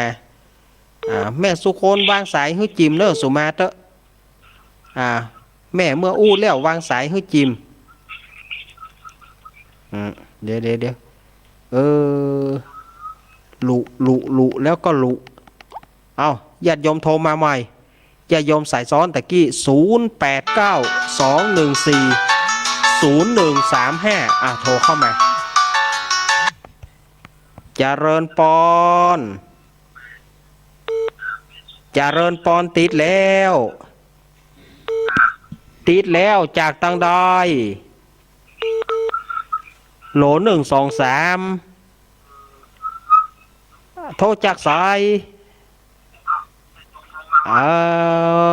โทรมาแล้วบอกเอ็นดูเปิ่นที่เปิ่นโทรมาแหมเอาสายซ้อนตะกี้เข้ามาสายซ้อนตะกี้เข้ามาเสียดายเวลาโทรแล้วเปิ่นบอกเนี่ยมันเสียดายเวลาเนาะจะเริญปอนเจ้าได้ยินแล้วเจ้าได้ยินแล้วจากตังได้ลำปางบ้านหยางบ้านจุดหลวงต้นยางงามเคยกอขาอันนี้กอคาบุญเนาะกอคานี่บอกเคยได้ยินโทรมาลำปางหลวงยมแม่ทั้งกูติดกูนี่สุกกูกมยมแม่รายงานตัวหน่อยชื่อยมแม่หยังยมแม่บัวคลี่ชะโปยมแม่บัวคลี่จ้ะแม่ว่าจะได้หาติดตามลูกเน้นทุกวันอังคาร เข้าใจดีแม่ก็อยู่นี่คนเดียวเนาะกำลังอกหลังใจลูกเน้นเลย เอ้าขอบคุณนักๆเนอะ ครั้งแรกเลยนี่เป๊กจนหัวมือแปลก โอ้โหวันนี้มี มือแปลก วันนี้มีสายแหลกนักเนอะวันนี้มีครั้งแหลกนักสายแหลกนักวันนี้ เจ้าสายแรกเจ้า เอาขอบคุณเนอะ ต้นยางงามต้นยางงาม ต้นยางงาม นี่จะได้มาแอลต้องเพลมาพอต้นยางงามหนึ่ง มันมีตังกอคาเนาะ มีเนี่ยถ้าลูกนี้มาลำปางหลวงกับความเข้าปากกาห้างแฟกอะเลยวันจับมันเป็นชื่อวันเก่าชื่อวันจุกเลยเป็นวันจุกบางคนว่าวันจุก วัดจุ วันจับคือวันจำวันบางแง่คือวันแวะอะไรอีก มันมีหลายตีเนาะ ถ้าลูกนี้เข้าวันเหงามากับเป็นวันเหงาวันเมดกวางเมดานวันหมอวันโอขาล่า โถ เยอะมากอ่ะมาเจ้าก่อนนั้นที่จ้ากองลังโคกมาถึงวันจุดพอดี มาถึงบ้าน วันจุ กันเป็นพบราคาพังกับมาจุว่าหลังนี้เลยใช้บ้านจุชื่อหลวงต้นยางงามเอาขอบคุณเนอะเหลวห้าลูกเน้นหล่องมาดังใจกับเห็นมีจังหัวมือต้นยางงามเนี่ยแกเอาขอบคุณเนอะแม่เนอะดาวเป็นกำลังใจให้ลูกเน้นเลยขอบคุณเข้าใจดีติดวันนั้นลูกเน้นให้ด้วยแม่โยมแม่ให้ด้วยนะนะโยมแม่ก็เลยกาดโอ้โหก็ทั้งดันทั่วบ้านเนี่ยบ้านจุเนี่ยถามคนเท่าคนใดโอ้ลูกเน้นนั่นให้นี่ก็ได้ยินกันนะแย่งมาถามกันเอาขอบคุณเนอะเจ้าสุแม่เนอะโทรมาใหม่สถาญาติโยมที่สายซ้อนตะกี้โทรมาสายซ้อนตะกี้เนอะสุแม่เนอะเข้ามาเลยเจริญปอนเจ้าเน้นมาสุเกียวเด้อมาเลี้ยวแม่สุเกียวท่อบะยอมรับบะยอมนอนตื้อหนาวอากาศหนาวเน่ครับเปื้อนฝนตกแต่น่ากัดตั้งเปื้อนฝนตกนักนะแต่ตั้งเฮานี่มันหนาวมาได้มันก็มีฝนครับถ้าเน้นก็ต้องใส่ผ้าหลายๆหน่อยเนอะขอบคุณเนอะแม่อุ้ยสุเกียวเนอะขอบคุณนักเนอะเจ้าครับฟังอยู่เด้อเจ้าเด้อขอบคุณเนอะครับสาธุแม่สุเกี้ยวสอนศรีนุสรศรีราพรศรีเตี้ยมาละเฮามาแล้วเนี่ยอันนี้วันนี้สายใต้เริ่มจะมาแล้วนะวันนี้ดอยหล่อนี่มาหนึ่งอุ้ยอวนเจริญปอนจากตังได้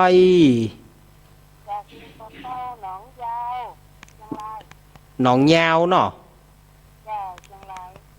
เจ้าแม่ไล่เจ้าแล้วไปดอยขุนแปะก็ป้ากันอยู่เจ้าที่ไปดอยขุนแปะนะเจ้าไปปากะโธ่อันนี้ดีเข้าใจดีเจ้าครับเจ้าแม่ไอ้ล้ำลุ่นขุนแปะนะบอกว่าจะมีงานไหนแถมเนอะต้องรอโควิดโคเหลือนี่มันสว่างเศร้าไปก่อนเนาะระบาดขนาดนอกน่ากะผมพาล่างนั่นเจ้าหนองยาวนี่ฝนตกไปแล้วฮั่นหนองยาวก็ฝนตกนะเจ้าหนองยาวยังมาเป้าเลยนะฝนตกฮั่นอยู่ลายเจ้าอยู่ลายประจันเที่ยกะหนองยาวไปประจันประมาณ4 กิโลเจ้าฮั่นเอาขอบคุณแม่ไลเนอร์เจ้าแม่ไลมาแล้วนี่ก็บัดต้นเนาะบ่มีแต่มันหนาวบ่มีแต่มันหนาวเจ้าสวัสดีปีใหม่ดีเจตัวเจ้าขอบคุณเด้อ เจ้า ขอบคุณแม่ลอ ไว้จ้าย เจ้า ขอบคุณนักๆเนอะแม่ลอยอันนี้บ้านหนองแยวเปิ้นกอบตะกี้เปิ้นก็โทรหาท่านพระครูนัดตะกี้แม่โทรหาท่านพระครูนัดแม่ก็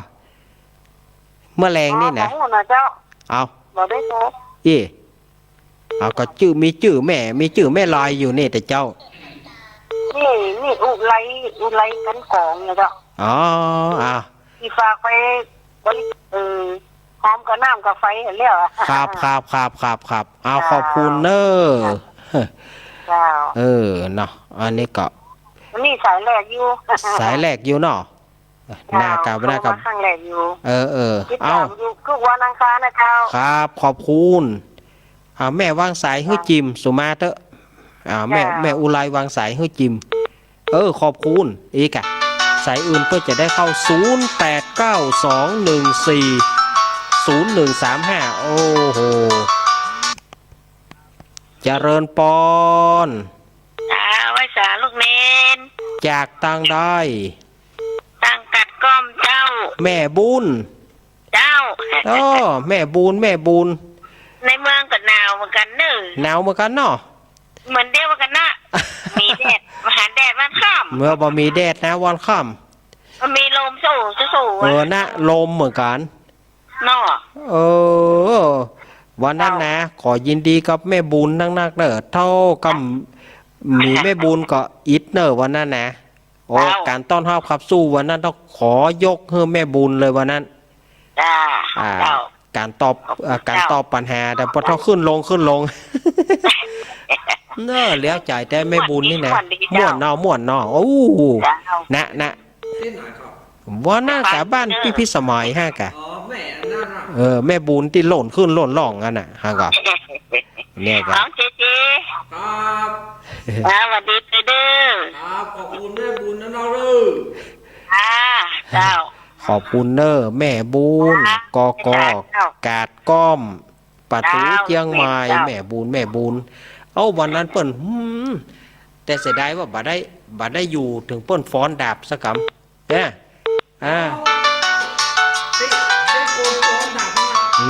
ที่ตอบปัญหาเพลงแล้วหล่นขึ้นไปเอารางวัลน่ะกะ